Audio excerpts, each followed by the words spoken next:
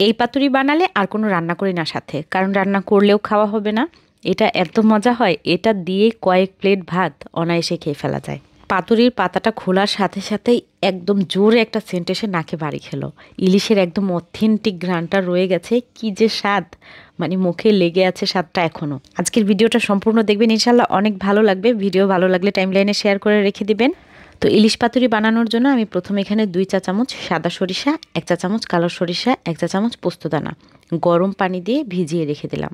তারপর এগুলো ধুয়ে পরিষ্কার করে নিব। প্রথমে 2 পিস ইলিশ মাছ ধুয়ে নিয়েছিলাম, তার মধ্যে লবণ আর হলুদ মেখে নিলাম।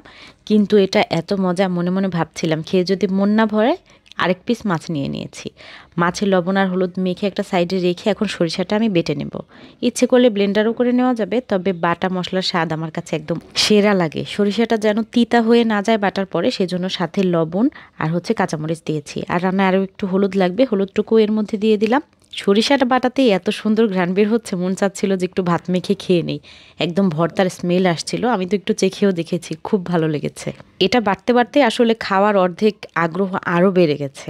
সরিষা বাটা হলে সরিষাগুলো উঠে আমি একটা সাইডে রেখে তারপরে পাতা নিয়ে নিলাম। এখানে লাউ পাতা বা চাল কুমড়ার পাতা, জালি কুমড়ার পাতা নিলেও হবে। আমি কোনোটাই আজকে খুঁজে পাই নাই, সেজন্য আমি খালাকে দিয়ে কচু পাতা আনিয়ে নিয়েছি। এটা তোমার খেতে মন চেয়েছে, যেহেতু খেতে তো হবেই। তো পাতাগুলো বিছিয়ে তার উপর 1 পিস মাছ দিয়ে সরিষা বাটাটা মেখে উপর থেকে একটা কাঁচামরিচ আর একটুখানি সরিষার তেল দিয়ে দিলাম। একটু ভালো পরিমাণেরই সরিষার তেল দিয়েছি, ভেতরটা জুসি ভাব থাকবে। তারপর পাতাগুলো কিভাবে মুড়ে নিলাম দেখলেন তো। অনেকে এটা সুতা দিয়ে বেঁধে নেয়, এভাবে করলে সুতা দিয়ে বাঁধা লাগে না, পাতা নরম হয়ে এমনিতেই মাছের গায়ে আটকে থাকে, ওটা খুলে যায় না। তো মাছগুলো পাতা দিয়ে মোড়ানো হয়ে গেলে চুলার মধ্যে আমি একটুখানি সরিষার তেল আবার গরম করে নিলাম। চুলার আঁচটা এখন আমি একদম কমিয়ে দিয়েছি। লো হিটে আমি সবগুলো পাতুরি প্রথম দিয়ে ঢাকনা দিয়ে ঢেকে 15 মিনিটের মতো রেখে দিচ্ছি। ইচ্ছে করলে ভাপা পিঠার মতো এগুলোকেও ভাপে দিয়ে রান্না করা যায়, তবে আমি যেহেতু কচু পাতা দিয়ে করছি, তাছাড়া আমার কাছে ভাপে দেওয়ার চাইতে এরকম তেলের মধ্যে সেকা সেকা ভাপ করে একটু ভেজে নিলে খেতে ওটা বেশি মজা লাগে। তো 15 মিনিট পর আমি উল্টে আরেকটা পাশও প্রায় 10 মিনিটের মতন কম আঁচেই ঢেকে রাখছি। এই পাশটাও আমার এখন ভালোভাবে কুক হয়ে গেছে।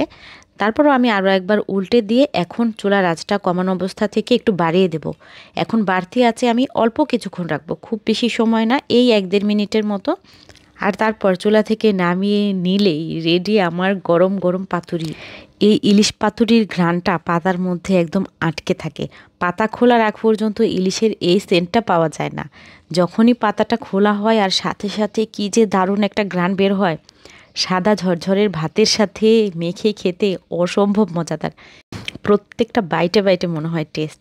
যদি কচু পাতা দিয়েই কেউ বানান, অবশ্যই শুকনো জায়গার কচু পাতা নেবেন যেন গলা না ধরে। আজকে খেতে খেতে চলে যাচ্ছি। আসসালামু আলাইকুম।